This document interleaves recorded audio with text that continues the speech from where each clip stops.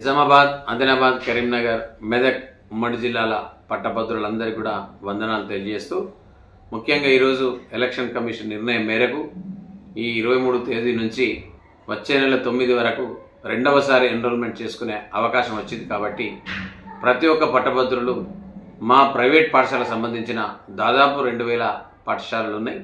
ప్రతి పాఠశాలలో కూడా ఓటు నమోదు కేంద్రంగా పెట్టడం జరిగింది. కాబట్టి ప్రతి ఒక్కరూ దీన్ని సద్వినియోగం చేసుకోవాలి. ఉచితంగా మీ ఓటును నమోదు చేస్తూ ఉంటాం. ప్రతి మండలంలో దాదాపు 271 మండలాలలో ప్రతి మండలంలో కూడా మా ప్రైవేట్ పాఠశాల ఉంది. పట్టణాలలో కూడా వందల పాఠశాలలు ఉన్నాయి.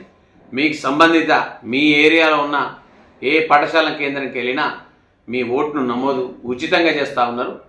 మా ట్రస్ట్కు సంబంధించిన ప్రతి ప్రైవేట్ పాఠశాల ఈ అవకాశాన్ని ఇచ్చింది. దయచేసి మిగిలిపోయిన పట్టభద్రులంతా కూడా మీరు వెళ్ళి ఓటు నమోదు చేసుకునే విజ్ఞప్తి చేస్తా ఉన్నాను. అలాగే గతంలో ఎవరైతే 6 తేదీ ముందు నమోదు చేసుకున్నారో, ఎవరైతే ఓటు రాలేదో, ఈ అభ్యంతరాలన్నీ కూడా క్లెయిమ్స్ అండ్ ఆబ్జెక్షన్స్ ఈ నెలల మీరు ఖచ్చితంగా ఈ 23 నుంచి 9 లోపు సంబంధిత అధికారి దగ్గరికి కనుక వెళ్ళినట్లయితే, దానికి సంబంధించిన డాక్యుమెంట్ కనుక సమర్పించినట్లయితే ఓటు నమోదు అవుతుంది, అంటే యాక్సెప్టెడ్ కింద వస్తుంది.